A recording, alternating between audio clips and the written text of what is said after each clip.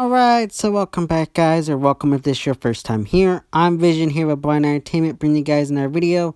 Today I'm doing my review of The Walking Dead, Season 9, Episode 13, Chokepoint. So if The Walking Dead is something you're interested in, don't forget to subscribe down below and hit that bell icon.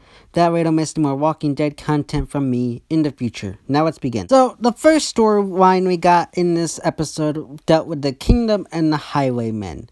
Now, we knew we were getting a Highwayman just due to the trailer and the sneak peek that was put out on AMC.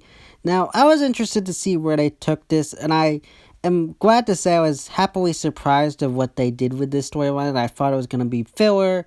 I thought it was going to be a waste of time. However, I felt like this was nicely done and well handled. So we find out that Jerry, Diane, William, and the rest of the guard who were out, probably getting things ready for the fair, got jumped by the highwayman and given a note to hand over supplies or the people coming to the fair would have to pay a toll. Now, I thought this was interesting writing. I thought that this was well handled because it explained how the highwaymen knew about the fair. Look, I know people say, but we didn't see them actually finding out. We don't need to see them find out about the fair. We don't need to see them watching them.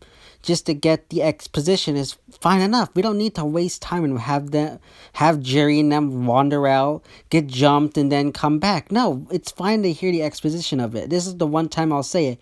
Exposition works. Now, I know there was back and forth between the groups of let's go in and just kill them all. And then there was the other half that was saying let's try to work with them. And I really like how they utilized Carol in this instance. They utilized Carol in a well way, who's being pragmatic, thinking things through. And I know fans aren't very happy with where Carol is right now because she's not the Rambo type character that they've come to love. Personally, I like Carol right now. The Rambo type Carol kind of got bored with lately. So I'm glad that they put that kind of Carol on the back burner and we get to see this new side of Carol. Plus, it shows the natural evolution of the character where we saw her go through her decline and go into Rambo. Now she's come out on the other side where she's able to know, okay, we don't have to go in Rambo-like and kill all these people. We can work and be pragmatic about this. So I really like how to utilize that. Now you got them trying to negotiate a deal with the Highwaymen. Now when we first meet Ozzy, the leader of the Highwaymen, and the rest of his group, they do come off as antagonistic people. And yes, I can see where people do make the kind of similarizations to Negan and the Saviors. However, I feel like it's a little bit of a nitpick because I feel like in the apocalypse, you probably run into multiple groups who are extortionists like Negan and the Saviors. So I can look past that. Now, you got Ezekiel who offers them, come to the fair. You can trade and get goods that you need. But they don't like that. Now, I feel like Ezekiel wasn't in the right state of mind. Think about it. They only brought him, Carol, Jerry, and I think Diane. We didn't really see anybody else unless I missed that. But they only had like 4 of them, and there was a group of highwaymen. So, yeah, and I get Carol can go Rambo, but still, they were outnumbered. So I feel like they were kind of in the wrong here. But I feel like it worked out for the best. And they offer them to come to the fair, but they don't take that deal right away. And then Carol offers them to come and watch the movie. And they say yes. This is where I kind of rolled my eyes a bit. Because I feel like the movie aspect just was to get them to come to the fair. I'll take it, but at the same time, I feel like it was a little bit weak and a little bit forced. Overall, though, am interested to see what goes on with these guys moving forward. I think they're a cool group, and I really hope they don't go on the line of the Scavengers and Jadis' group. I really think these are cool people, and I really hope they stay good guys. Now, I will say that they do look like they got this kind of Civil War getup and are like, maybe we're like reenactors before the apocalypse, so maybe they're kind of just a little bit more eccentric and stuff like that. Maybe that's why we're okay to say to go and see the movie. If that's revealed later, I'll take it. And we move on to Tara and her group storyline. Now, it just kind of encompasses them traveling to the fair, and they end up getting blocked off by a tree that fell in the road during the storm that passed, I guess. Now, that was an interesting storyline. The question I have is, we never actually saw a storm. I get certain storms can only pass in certain areas, But I feel like that's a bit of a plot hole. We don't know how much time has passed. I don't know. I can overlook that a tad bit. But it did feel like a little bit of a plot convenience there. But that's beside the point. So we got our group, Tar's group. Half of them decide to move the branch, and the other group are out scouting ahead. Now they're scouting ahead because Alden has a caravan of hilltoppers following them. So they're scouting ahead just to make sure the pathway is clear for Alden and his group. And they end up actually running into some walkers. Now, I really like what they did here with the walkers. It was added more tension to the moment. Now, I know some people felt like it was a cheap moment because no one actually ended up getting hurt or dying. I can deal with that because I feel like if you show that every time they go out on a run they get hurt or someone dies, it makes them look weak, which they're not. Our survivors are not weak. The other thing that I really liked in this scene is how they utilized Earl and Tammy. Brilliantly done, brilliantly building up both these characters for one of them to get the Pike scene. And I just really like the chemistry of Brett Butler and John Finn. I think that's the actor's name. But I really like it. Brett Butler is doing a great job as Tammy, and I just love these two. But then, as I said, the walkers show up. Now, the one con I did have with this scene is how it was all the women kind of saving the men. Now, look, I don't have a problem with that, but I feel like they did go a little bit over the top in some areas. It wasn't horrible, but I do feel like they did do it a little bit over the top. Look, I'm all for the women's, strong female or whatever, but I do feel like it was a little bit over the top. The one that I will defend, though, is the one between where Tammy goes and saves Earl. That one was a really good scene. I really like that because it kind of built up. You knew Earl had arthritis, so he wasn't as strong as a fighter. So him getting caught off guard and Tammy having to save him made sense storytelling wise. So I really like that. But then you got the highwaymen who end up showing up and saving the day. So I really like how they rode in on horseback and saved the hilltop group. Another great scene. And I know some people might say it's a little bit cheesy, but I did really like their introduction to and meeting with Tara's group. And I really thought that was a really cool and just a really old-timey Western movie moment. I really like that. But then they show up, tell them that they're going to escort them to the fair, and they do. And then we got a neat little tidbit of information. Now, I guess when they took the baby in, Earl and Tammy originally weren't going to take in the baby. They were going to bring it to the fair to find someone else to adopt it. But due to what happened on the road, they kind of built this relationship with the baby up. So I really like how they did that. That was a real cool, neat little bit of information.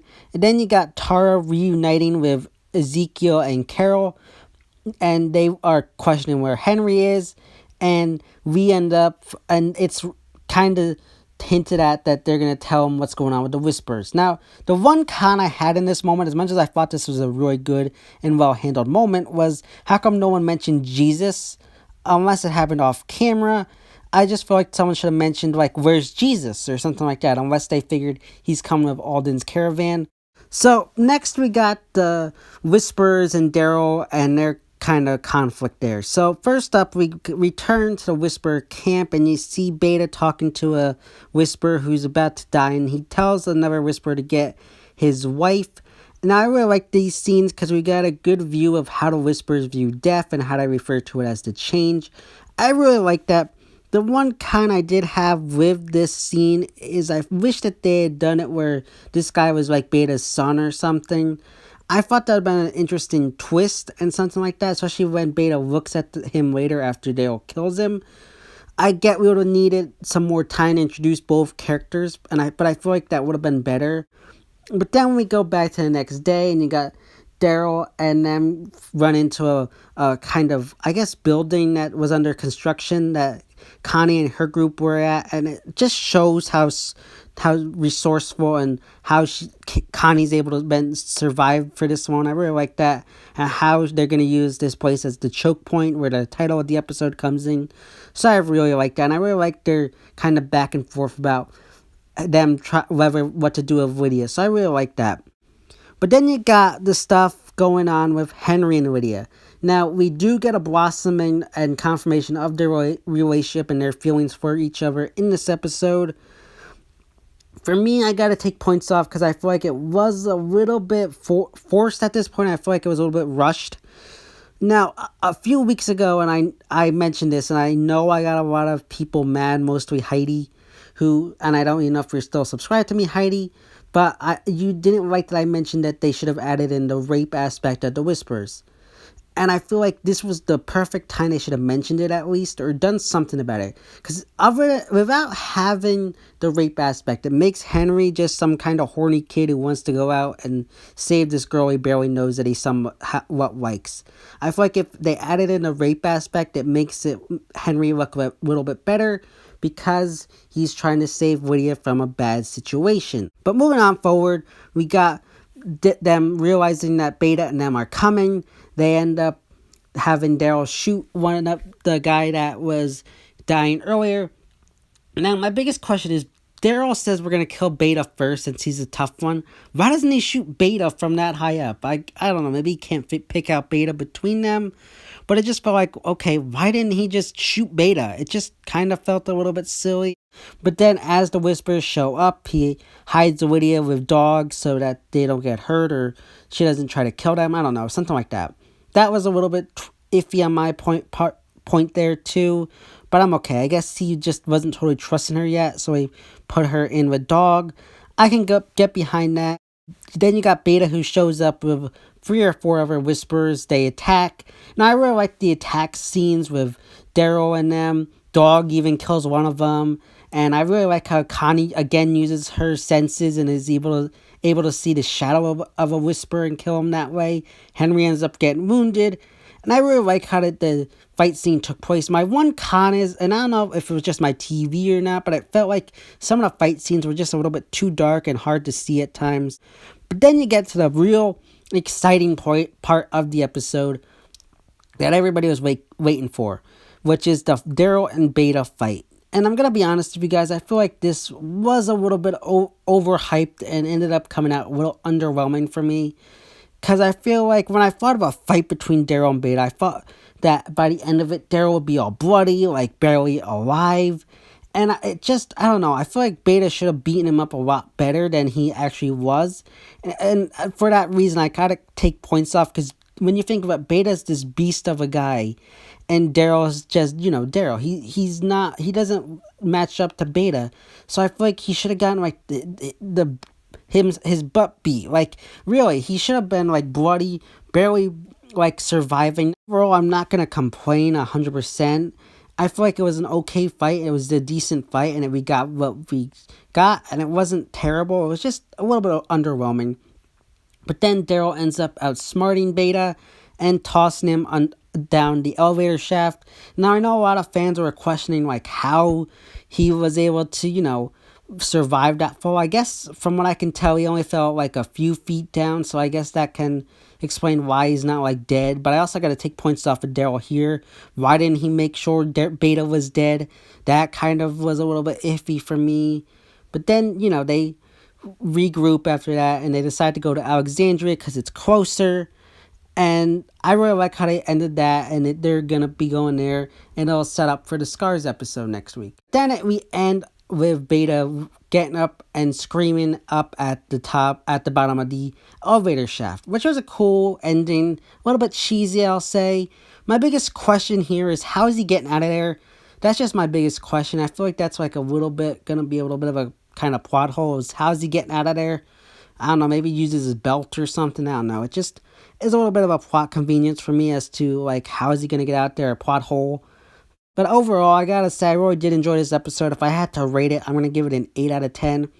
Nothing higher. I feel like it was a very good episode. Just a few nitpicks that kind of made me put it lower than I would have if they had fixed up a few things. But still a really good episode. So yeah, guys, that's my review of The Walking Dead Season 9, Episode 13, Chokepoint. As always, if you like this video, don't forget to give it a big thumbs up and share. And don't forget to subscribe down below, or there will be conflict. This has been Vision here with Blind Entertainment, and I'll see you next time.